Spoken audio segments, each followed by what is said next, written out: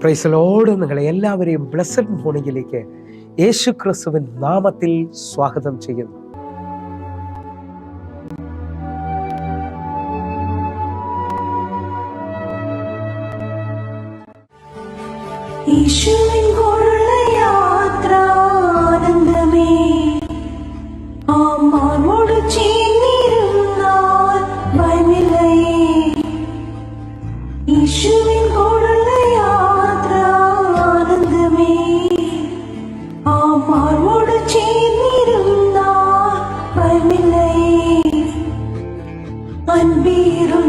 കൈകളാൽ അത്ഭുതമായി നടത്തിടും മാധുര്യമേറും മൊഴികളാൽ തൻ സ്നേഹമെന്നോട് പങ്കുവയ്ക്കും.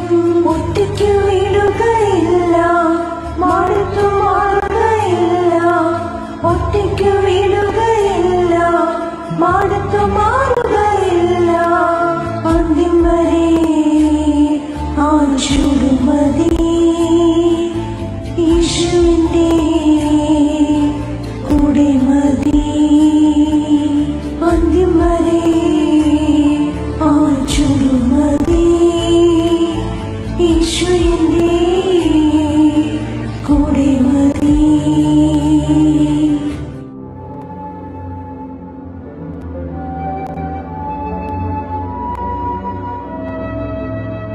ഏറെ അനുഗ്രഹിക്കപ്പെട്ട ഒരു പ്രഭാതം കൂടെ നമ്മുടെ ജീവിതത്തിൽ അനുവദിച്ചു തന്ന വലിയവനായ ദൈവത്തിന് നമുക്ക് ഒരുമിച്ച് ചേർന്ന് നന്ദി പറയാം.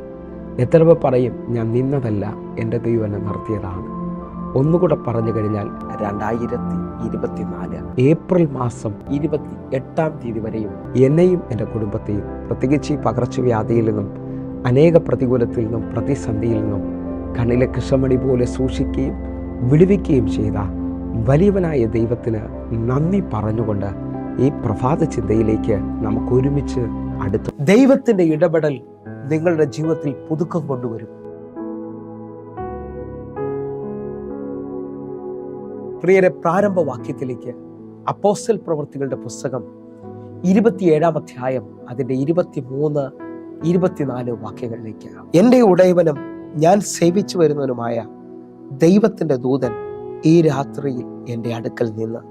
24 വാക്യം. പൗലോസേ, ഭയപ്പെടരുത്, നീ കൈസരുടെ മുമ്പിൽ നിൽക്കേണ്ടതാകുന്നു.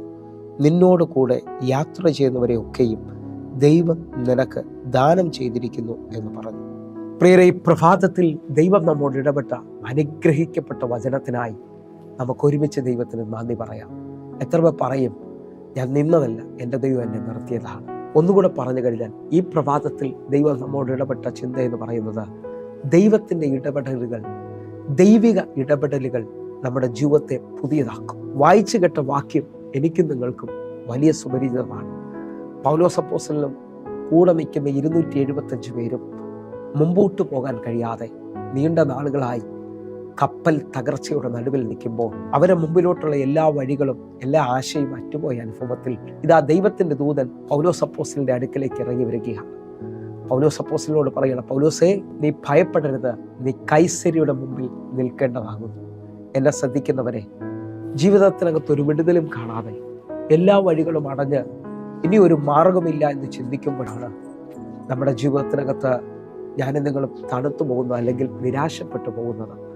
എല്ലാം അവസാനിച്ചെന്ന് പറഞ്ഞു നിൽക്കുമ്പോൾ നിങ്ങൾ നോക്കേ, അതേപോലെ ഒരു അനുഭവത്തിലാണ് ഇതാ പൗലോസും കൂടെ നിൽക്കുന്നവരും കടന്നു പോകുന്നത്. അതിൻ്റെ 20 വാക്യം നമുക്ക് ഒരുമിച്ചൊന്ന് വായിക്കാം. വളരെ നാളായിട്ട് സൂര്യനെയോ നക്ഷത്രങ്ങളെയോ കാണാതെയും വല്ലാത്ത കൊടുങ്കാറ്റ് അടിച്ചുകൊണ്ട് ഇരിക്കുകയാൽ ഞങ്ങൾ രക്ഷപ്പെടും എന്നുള്ള ആശയൊക്കെയും അറ്റുപോയി. ഈ വായിച്ചു കേട്ട വാക്യം കാണുമ്പോഴറിയാം, നീണ്ട 14 രാവും പകലുമായി സൂര്യനോ നക്ഷത്രങ്ങളോ കണ്ടിട്ടില്ല. വലിയ കൊടുങ്കാറ്റാണ് അവർ കടന്നു പോകുന്ന കപ്പലിന് നേരെ ആഞ്ഞു വീശുന്നത്. എല്ലാ ആശയും അറ്റുപോയിട്ടുണ്ട്. എന്നാൽ കൂടെ നിൽക്കുന്നവരെല്ലാം നിരാശപ്പെടുമ്പോൾ ആ രാത്രിയിൽ ദൈവത്തിൻ്റെ ദൂതൻ പൗലോസ് അപ്പോസ്തലന്റെ അടുക്കലേക്ക് ഇറങ്ങി വരികയാണ്. എല്ലാം അവസാനിച്ചെന്ന് പറയുമ്പോഴും ദൈവം പറയുന്നു, തീർന്നിട്ടില്ല, നീ കൈസരുടെ മുമ്പിൽ നിൽക്കേണ്ടതാകുന്നു. എന്നെ ശ്രദ്ധിക്കുന്നവരെ, നിങ്ങളുടെയും എൻ്റെയും ജീവിതത്തിനകത്ത് പഴയ അനുഭവങ്ങളെ പുതുക്കേണ്ടതിന് വേണ്ടി ദൈവത്തിൻ്റെ ഒരു ഇടപെടൽ, ദൈവത്തിൻ്റെ ഒരു സ്പർശനം, ദൈവത്തിൻ്റെ ഒരു ശബ്ദം വെളിപ്പെട്ടാൽ ഇന്ന് ജീവിതത്തിൽ പുതിയ കാര്യങ്ങൾ സംഭവിക്കും. തിമായിയുടെ മകനായ ബർത്തിമായി ജന്മനാ കുരുടനായ മനുഷ്യൻ വഴിയരികിൽ യാചകനായിരിക്കുകയാണ്. പക്ഷേ അവൻ എല്ലാ ദിവസവും കേൾക്കുന്ന ശബ്ദമല്ല ഇത് അവൻ്റെ ചെവിയിൽ കേൾക്കുന്നത്. ആ ആരവം കേട്ടപ്പോൾ അവൻ ചോദിച്ചു, ഇതാരാണ് ഈ കടന്നു പോകുന്നത്?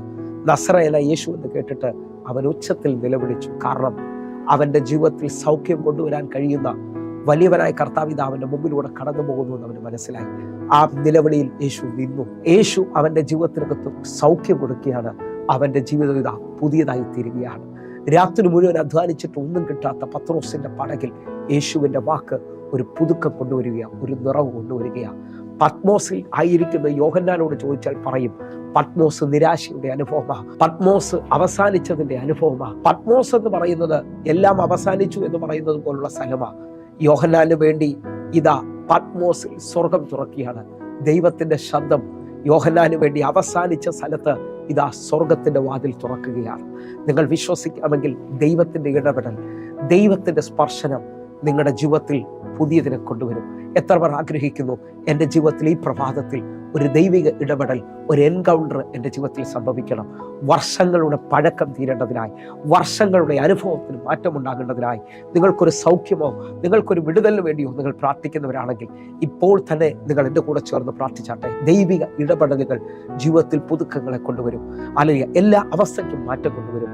നമുക്കൊരുമിച്ച് ഒരു എൻകൗണ്ടറിന് വേണ്ടി പ്രാർത്ഥിക്കാം. കണ്ണുകളടയ്ക്കാം. ഞങ്ങളെ സ്നേഹിക്കുന്ന ഞങ്ങളുടെ നല്ല കർത്താവേ, ഞങ്ങളുടെ ജീവിതത്തിൽ ഒരു പുതുക്കം കൊണ്ടുവരുവാൻ, ഒരു ദൈവിക ഇടപെടൽ, ഒരു എൻകൗണ്ടറിന് വേണ്ടി ഞങ്ങൾ പ്രാർത്ഥിക്കുന്നു. അപ്പാ, ഇടപെട്ടതിനായി സ്തോത്രം. ഞങ്ങളായിരിക്കുന്ന സ്ഥലത്തുനിന്ന്, ആ കുഴിയിൽ നിന്ന് നീ ഞങ്ങളെ കരകയറ്റിയതിനായി നന്ദി. യേശുവിൻ നാമത്തിൽ പ്രാർത്ഥിക്കുന്നു.